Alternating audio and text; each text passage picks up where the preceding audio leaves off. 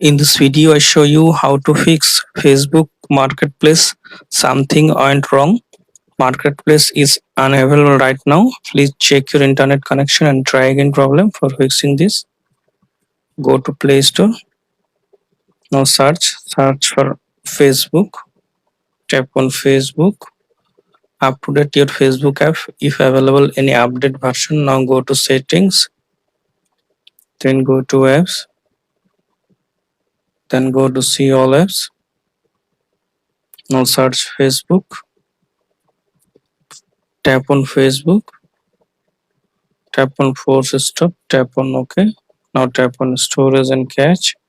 Manage space. Then click on delete.